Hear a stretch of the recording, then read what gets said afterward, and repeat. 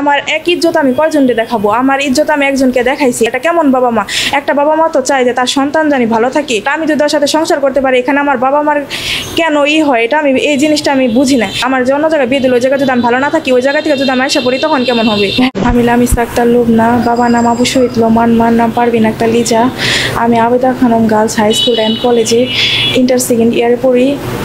আর ওইখান থেকে ওর সাথে আমার পরিচয় হয়, প্রেমের সম্পর্ক হয়, সোহাগের সাথে প্রেমের সম্পর্ক হয়।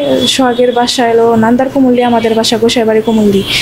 ওইখান থেকে প্রেমের সম্পর্ক হয়। যখন বুঝি যে আমাদের এই বিয়েটা কখনো মেনে নিবে না, এর জন্য আমি আর সোহাগ কোর্টে যাই, কোর্ট ম্যারেজ করে বিয়ে করি। বিয়ে করার পরে আমি আরও পালিয়ে যাই। পালিয়ে যাওয়ার পরে একটা আমার বাবা থানায় অভিযোগ জানানোর কারণে পুলিশ যে আমাদের নিয়ে আসার পরে আমি আরও 3বার চলে আসার পরে থানায় থেকে পুলিশ যায় নিয়ে কোর্টে নিয়ে ইটি করে তারপরে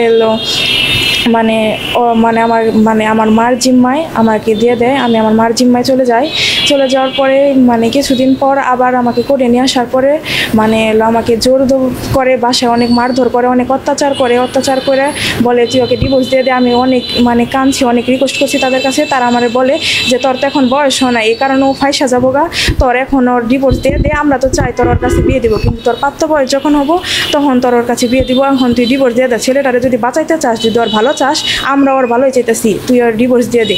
এভাবে আমাকে অনেক কিছু বলে আর অনেক জোর টোর করে আমার দেওয়ানোর পরে বলে যে মামলা উঠিয়ে দিছি, হ্যান তেন। আমি জানি যে মামলা উঠিয়ে দিছি, আমি তাদের কথা শুনছি, তাদের কথা শুনে তাদের কাছে চলে গেছি। বা আমাকে অনেক অত্যাচার করছে, বিয়ের জন্য অনেক জোর করছে।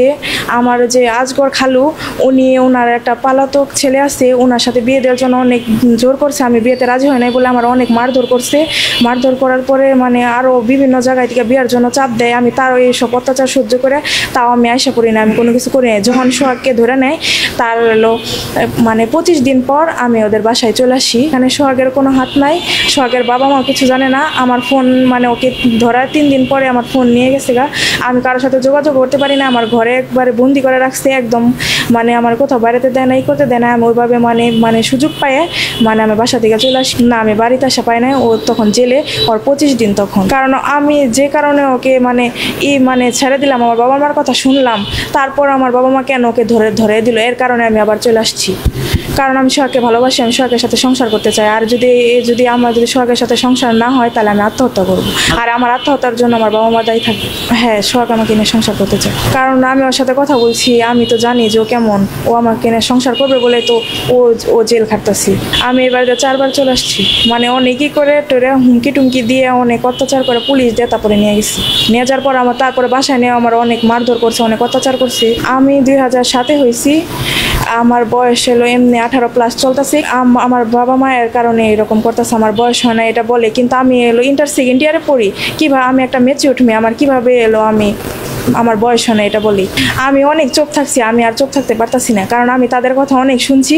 অনেক শোনার পরে আমি বুঝি যে একটা বাবা মা সবারই ভালো চায়। বাবা মা যখন সন্তানের অবশ্যই ভালো চায়, এটা বুঝলাম। এটা কেমন ভালো চাওয়া, যেখানে সন্তানই ভালো থাকতেছে না, সন্তানে কি করতেছে না করতেছে, সন্তানে কষ্ট পায় নাকি, এটা বাবা মা বুঝে না। এটা কেমন বাবা মা? একটা বাবা মা তো চায় যে তার সন্তান জানি ভালো থাকে, সেটা সে যেভাবে থাকে। আমি যদি ভালো থাকতে পারি, আমি যদি ওর সাথে সংসার করতে পারি, এখানে আমার বাবা মার কেন হয়? এটা এই জিনিসটা আমি বুঝি না। একটা বাবা মা চায় যে তার সন্তান ভালো থাক।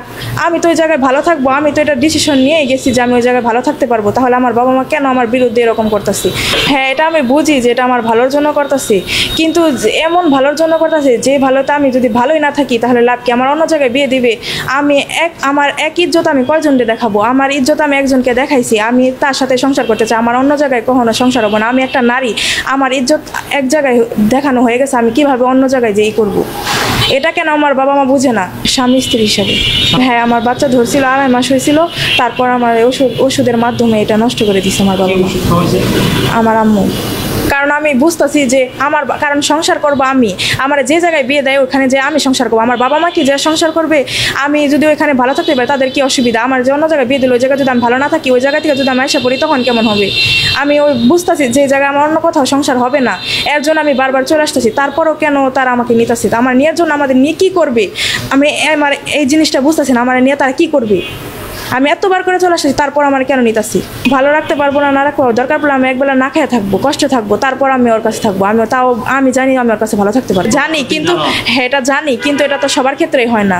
কারণ আমি বুঝতেছি, কারণ আপনি মানে আপনার জিনিস বুঝবেন যে আপনি কোন জায়গায় থাকতে পারবেন কি পারবেন না, তেমন আমি এটা বুঝতেছি। আমি তো এটা ডিসিশন নিজে তো নিছি যে এটা আমি এই জায়গায় থাকতে পারবো বলে আমি বারবার আসতেছি। যদি আমি থাকতে নাই পারতাম তাহলে কি আমি আসতাম? আমাকে তো নিয়ে গেছিলই, তাহলে আমি কেন আসলাম আবার? আমি এটা বুঝাই আসছি যে না, এই জায়গায় আমি থাকতে পারবো।